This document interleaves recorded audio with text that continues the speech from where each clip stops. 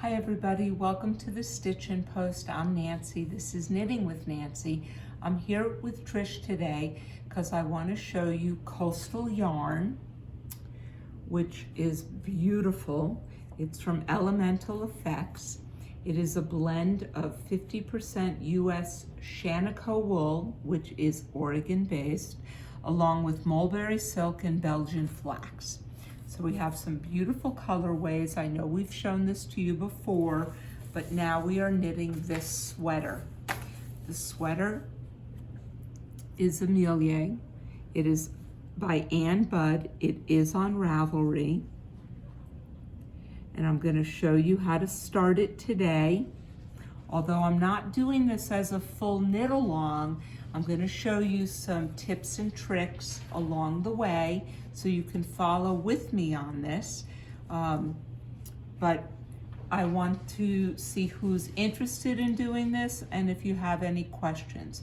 Again, as you see, I have Cocoa Knits laid out here for all their supplies because that's what I like using.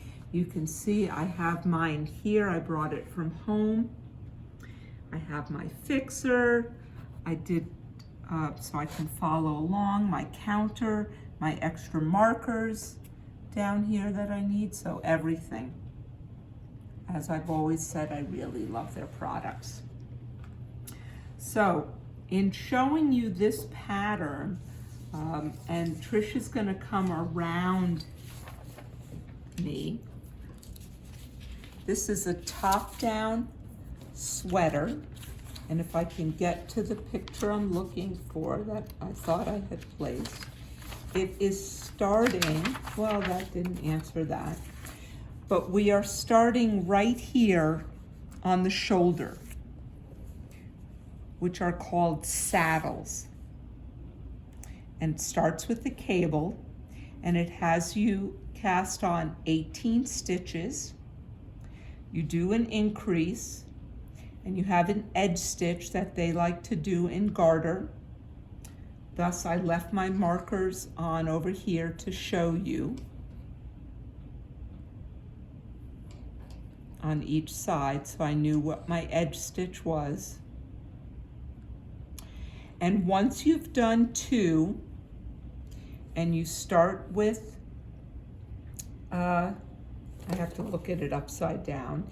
You start with the right, you then are doing the left, and you are coming with your needle and picking up 25 stitches along that edge. So just like here, and this is what I wanted to show, and Trish will get a picture. I came along here and picked up bumps. I also had to pick up a bump in between on some to get my 25. But you can also pick up on this edge bumps too. So everybody has their own technique.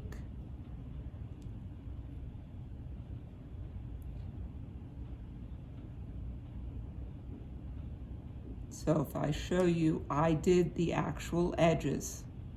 Now, I used an extra needle when I came to pick them up so that then I could just knit across. It then has you cast on by knitting on. And for those who have never done a knitted cast on, I wanted to show that today because it is that easy. Yarn in through the needle, come in just as you were going to knit, pull the yarn out, left needle comes from the bottom up, gently pull down. One more time. Front to back, just as a regular knit stitch, around the back counterclockwise as if to knit, pull it through as a stitch, gently pull it out. If you notice, my index finger is holding the previous stitch, so that I don't lose it, bottom up and gently pull down. So I have cast on here, I turned my work, cast on the number of stitches for my side, turned back, and the same thing picked up, I'm sorry, it was over here, and picked up these edge stitches. So if I open this up, here's my knitted cast on, my saddle edge stitches. Now these stitches, which are the top of your shoulder, are left live, and I use these holders. You can use waste yarn. These come in 2 sizes, so I showed you both. They're called circular stitch holders.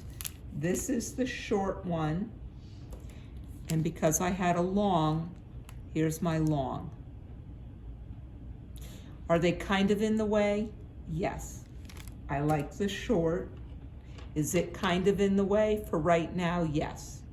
But I love these stitch holders because when I'm ready, I can just take them right off here as live stitches. So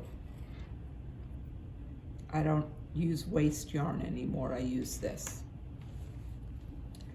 The next technique, and I'd like to show what the back does, is using short rows. Short rows is a way to add depth here where it's not as many rows. In other words, it's like making a wedge. We're going back and forth. So the center is getting longer or wider farther down where the edges were not. If you can think of it as a dart. Now, why would we do this on the upper back?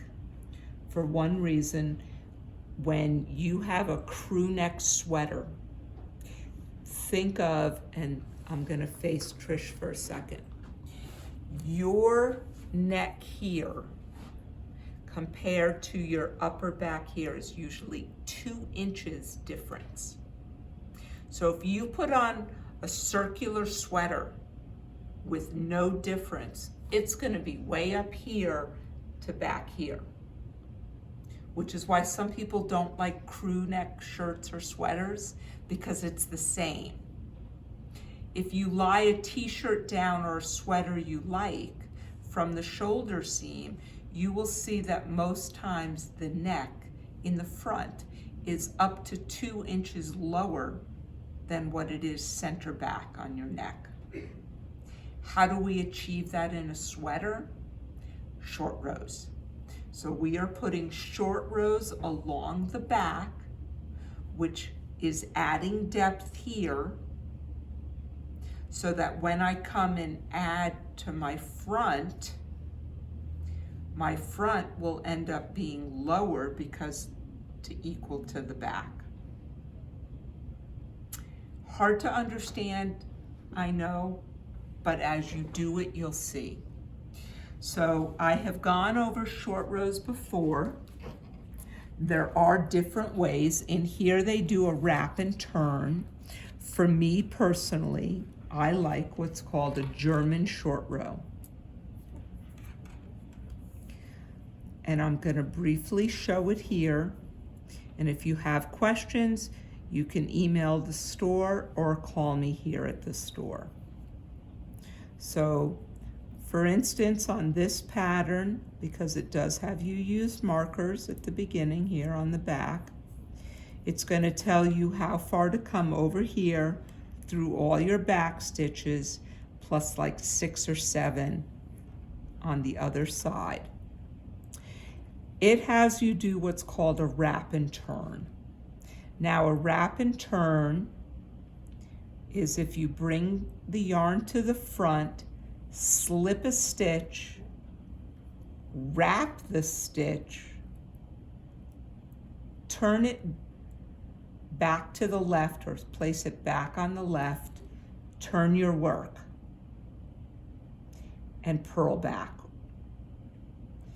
So that the next time you come up to that and you knit, you pick the wrap and the stitch up as one.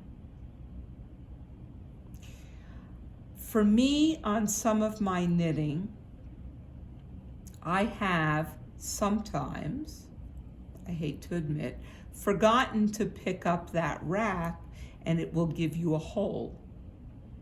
So I like German short rows. German short rows is you go right up to where it tells you, and instead of wrap and turning the next stitch, turn your work.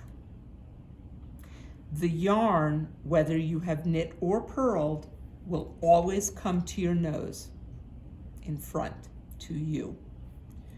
Slip that last stitch as if to purl and yank it to the back, and you make what I call little rabbit ears. Now, because I'm purling here, I have to bring my yarn back through my needles and purl.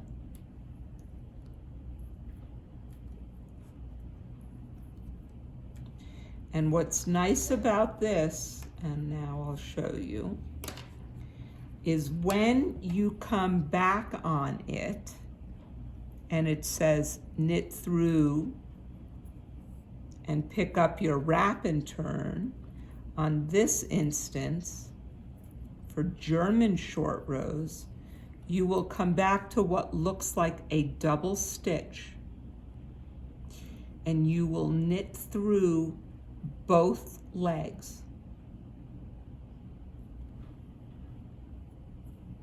And then it tells you +7. But what I would like to show you here is there is that double stitch and there's no hole. So that is a German short row. There are some YouTube other videos out there that are probably good if you don't like my instructions, but I find it very easy. I hope you will as well. And I'm up to the point now where I'm just doing the back for 6 inches before I show my armhole shaping. I will keep you informed on the next level of this. Next, we're going to pick up the front. I'll show you that in about a week, and then it's clear sailing for under the arms down, and then we'll do how they do the short rows for a set-in sleeve. It's really a fun pattern. I promise you'll love working with this yarn. Again, before you start any knitting project, especially a sweater, check your gauge. So please do that, or else you will not be happy with your finished product. See you soon. Bye-bye.